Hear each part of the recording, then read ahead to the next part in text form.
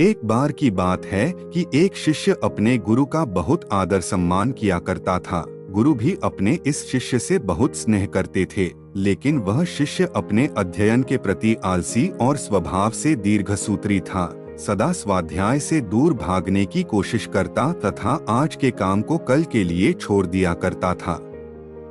अब गुरुजी कुछ चिंतित रहने लगे कि कहीं उनका यह शिष्य जीवन संग्राम में पराजित न हो जाए। आलस्य में व्यक्ति को अकर्मण्य बनाने की पूरी सामर्थ्य होती है। ऐसा व्यक्ति बिना परिश्रम के ही फलोपभोग की कामना करता है। वह शीघ्र निर्णय नहीं ले सकता और यदि ले भी लेता है तो उसे कार्यान्वित नहीं कर पाता।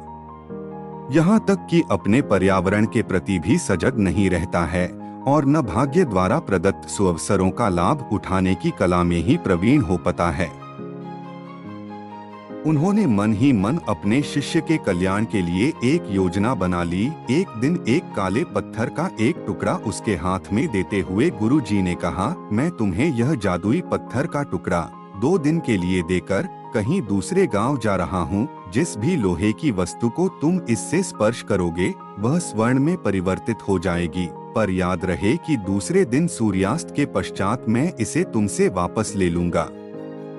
शिष्य इस सुअवसर को पाकर बड़ा प्रसन्न हुआ, लेकिन आलसी होने के कारण उसने अपना पहला दिन यह कल्पना करते करते बिता दिया कि जब उसके पास बहुत सारा स्वर्ण होगा तब वह कितना प्रसन्न, सुखी, समृद्ध और संतुष्ट रहेगा। इतने नौकर चाकर होंगे कि उसे पानी पीने के लिए भी नहीं उठाना पड़ेगा।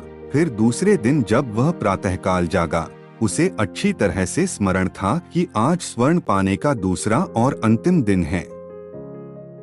उसने मन में पक्का विचार किया कि आज वह गुरुजी द्वारा दिए गए काले पत्थर का लाभ जरूर उठाएगा।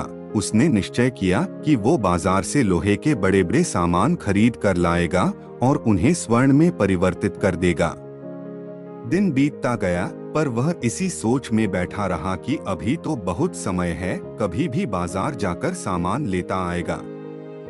उसने सोचा कि अब तो दोपहर का भोजन करने के पश्चात ही सामान लेने निकलूंगा। पर भोजन करने के बाद उसे विश्राम करने की आदत थी और उसने बजाय उठ के मेहनत करने के थोड़ी देर आराम करना उचित समझा।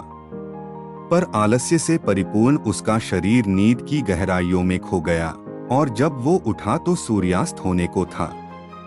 अब वह जल्दी जल्दी बाजार की तरफ भागने लगा, पर रास्ते में ही उसे गुरुजी मिल गए। उनको देखते ही वह उनके चरणों पर गिरकर उस जादुई पत्थर को एक दिन और अपने पास रखने के लिए याचना करने लगा, लेकिन गुरुजी नहीं माने और उस शिष्य का धनी होने का सपना चूर चूर हो गया।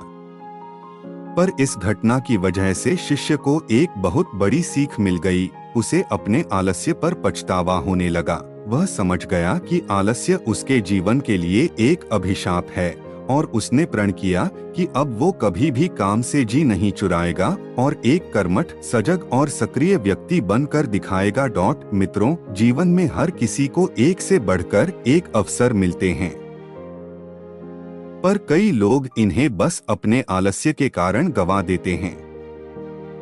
इसलिए मैं यही कहना चाहती हूँ कि यदि आप सफल, सुखी, भाग्यशाली, धनी अथवा महान बनना चाहते हैं तो आलस्य और दीर्घसूत्रता को त्याग कर अपने अंदर विवेक, कष्ट साध्य श्रम और सतत जागरूकता जैसे गुणों को विकसित कीजिए। और जब कभी आपके मन में किसी आवश्यक काम को टालने का विचार आए तो स्वयं से एक प्रश्न कीजिए, आज ही क्यों नहीं।